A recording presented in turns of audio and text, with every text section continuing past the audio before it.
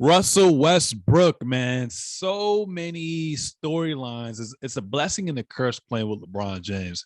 It's a blessing because you legitimately have a shot at competing for a title, not this year, but who knows if they get into the plans, maybe they can upset Phoenix.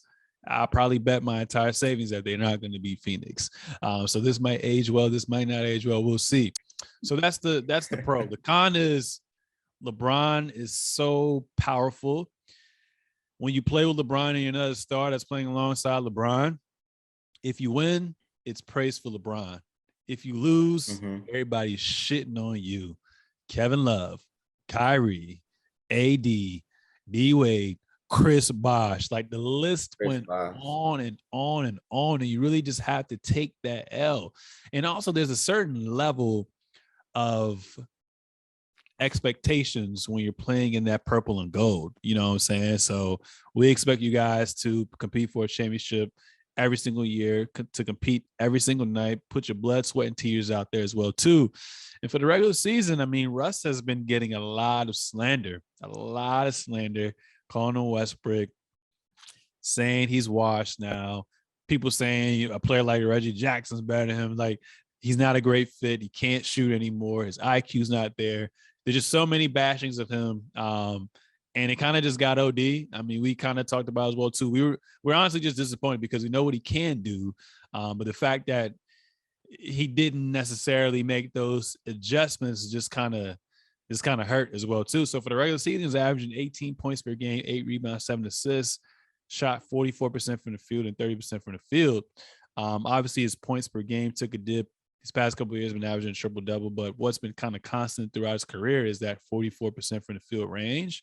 And he's always been around 30% from the three-point line as well, too. But we knew kind of going into the season that he wasn't going to be a great fit because LeBron needs floor spacing. And the only way that Russell Westbrook and LeBron James would work together is if Russell Westbrook took that advice and kind of played more like D Wade, but he's not willing to play like D Wade. And the key difference between D Wade and Russell Westbrook is D Wade is more efficient at picking and choosing his spots. He has a higher IQ. His level of game raises when it's clutch time. He's less likely to turn the ball over as well too. But he doesn't mind playing off ball. And I feel like with Russell Westbrook, he has to have the ball in his hands to be very effective. So up and down battle, but positive signs. They're still in the play-in. These last 4 games, he's actually been playing great basketball. Obviously, the turnovers have to kind of go down. But 22 points per game, 9 rebounds, 9 assists, 52% from the field, and he's shooting 48% from the three-point line as well, too.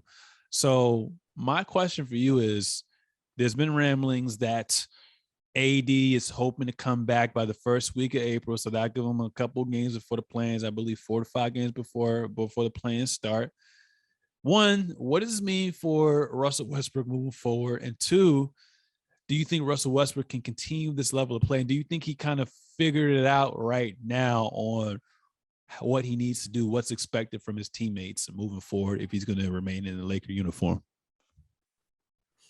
To answer your first question, I think this means that obviously you're coming down the stretch, and if AD is going to come back, this is like the best bet for him to start to actually play his brand of basketball. You get it. He needs an elite big, you know what I'm saying? Or at least a big that's going to move his ass on the floor. You know what I'm saying? Like, Dwight Howard is nice, but like, we need you to not act like you're 38 years old at times. Like, we need you to, when you set that screen, roll and be like at attention. Like, I need to be in between the space so that the ball can get to me and not just like wait for the lob every single time. Like, get an IQ too. It's not just the ball handler that has to get you the ball. And also, Frank Vogel, yo, this nigga will literally put a lineup out with no big. What the fuck is wrong with you, son? I don't know why Dwight not playing like that. Yeah. When LeBron gets off the court, they'll put in like Melo is like the tallest nigga out there. Like, of course you're gonna give up points in the paint and be down 30 points. What are you thinking? But getting AD back means LeBron gets to go back to his spot. Russ gets to actually play his brand of basketball. What I will say is about all the slander, again, you go into the season and he doesn't lose any muscle tone or any muscle mass either. He literally is not going to shoot better. People need to start to understand that idea. If you're going to shoot better, you cannot be built like that, bro. It's hard to shoot. Unless you're Desmond Bain, which is an anomaly, that guy is built and he can shoot the rock. Yeah, big ass buff, kind of like me, but like he can shoot the rock. Like Russ isn't going to be able to shoot. So if you're going to have him play his game plan, you're going to have guys that are going to move around the court. Not everybody is playing like Austin Reeves. Not everybody is going to play at a high level like AD when he's actually remembering, oh, I'm Anthony Davis. Nobody else on that team is actually moving and actually playing like they're supposed to in that game plan. And then on defense, he's not a defensive player. So boom, if you're going to put him in a zone and he doesn't play zone, you're going to have to just have somebody else on the back end that's going to help. Dwight Howard's old. You're not just going to keep accepting like, oh, he's some monster shot blocker in the paint. No, he's not anymore, Chief. LeBron James, he's the one guy on the court that I'm going to play the passing lane. And if you're going to come down low, yeah, I'm going to help defense. But at that point, if you're already down low, that probably means there was a pick and roll action. And I'm LeBron James at my IQ. I got to also guard something else and down low. It's too much for him to handle and has to score fucking 30 points. So yeah, getting AD is probably the greatest thing for this team right now. And probably the best thing for Russ because he's going to be able to play his brand of basketball and he's going to be able to ramp up, his assist game, getting those rebounds, getting down the floor. But my only worry is if AD comes back with like 5 games left, there's a chance he gets injured again. Because we all know there's no part of his game where he's like, his game plan, on 2K when you're creating a player, you got four plays for your player. It's like ISO and shooting threes. It's for him, it's ISO down, post up down low, pick and roll, and get on the floor. That's his fucking floor. So he's gonna have to be on the floor at least 3 times during the game. So if you're gonna bring him back, personally, I feel like they could actually beat the Suns. I don't know why. It's probably stupid. I'm probably gonna look back and be like, this nigga's stupid. But I think if you're gonna talk shit and you're not even playing, I'm talking about Anthony Davis saying, "Oh, if I was healthy last playoffs, we would have beat the Suns." Maybe they would have. Yeah. No, they would have. They would have. You think so? Hell yeah. And that's where I'm like, if you're gonna talk all that shit, saying something that heavy, and not even be like, "Oh, your team could have won without you." I feel like they could beat the Suns. So I hope if he comes back, I hope he doesn't get injured again. I hope this is the greatest thing for Russ. But yeah, those are my thoughts, man. Yeah, I think from a viewership standpoint, if PG ain't coming back for that 8th seed, I have to see the Lakers. I have to see LeBron in the playoffs. Like, I don't want to see, like you said, the Pelicans. The Clippers would kind of be fun to watch just because of the shit they had last year. Them niggas, whenever they down, they're not out of a game, except for yesterday when they got smacked. I left at halftime. But I would love to see that rematch. Just how I want to see the Bucks and the Heat kind of go back at it. I want to see Phoenix go back at it as well too, because Phoenix is a well-oiled machine.